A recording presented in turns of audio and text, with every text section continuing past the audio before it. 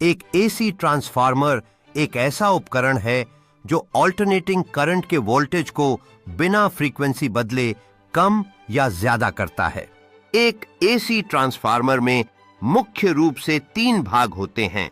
Primary coil, यह वह coil होती है जिसमें इनपुट एसी वोल्टेज दिया जाता है। सेकेंडरी कॉइल, यह वह कॉइल होती है जिससे आउटपुट वोल्टेज लिया जाता है। मैग्नेटिक कोर, यह एक लोहे या फेराइट जैसी चुंबकीय सामग्री से बना होता है और प्राइमरी और सेकेंडरी कॉइल्स को जोड़ता है।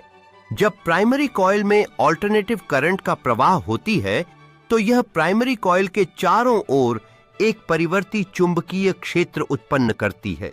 क्योंकि एसी धारा समय के साथ अपनी दिशा और परिमाण बदलती रहती है, इसलिए यह चुंबकीय क्षेत्र भी लगातार बदलता रहता है।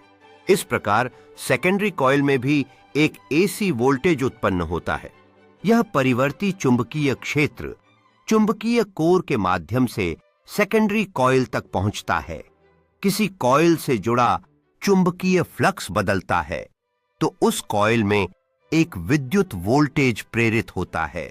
वोल्टेज को कम या ज्यादा कैसे किया जाता है? ट्रांसफार्मर में वोल्टेज का कम या ज्यादा होना प्राइमरी और सेकेंडरी कॉइल्स में फेरों की संख्या, नंबर ऑफ टर्न्स पर निर्भर करता है।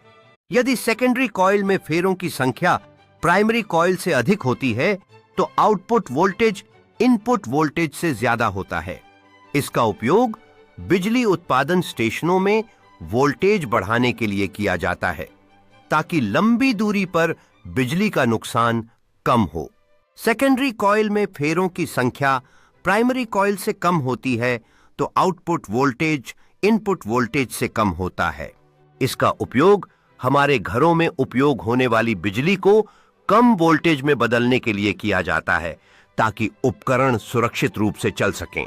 महत्वपूर्ण बिंदु, ट्रांसफार्मर केवल एसी पर काम करते हैं क्योंकि उन्हें एक परिवर्ती चुंबकीय क्षेत्र की आवश्यकता होती है।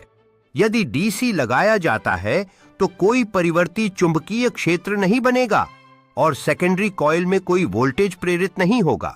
वोल्टेज और धारा के स्तर को बदलते हैं लेकिन बिजली की आवृत्ति, फ्रीक्वेंसी वही रहती है। दक्षता, एफिशिएंसी, ट्रांसफार्मर बहुत कुशल होते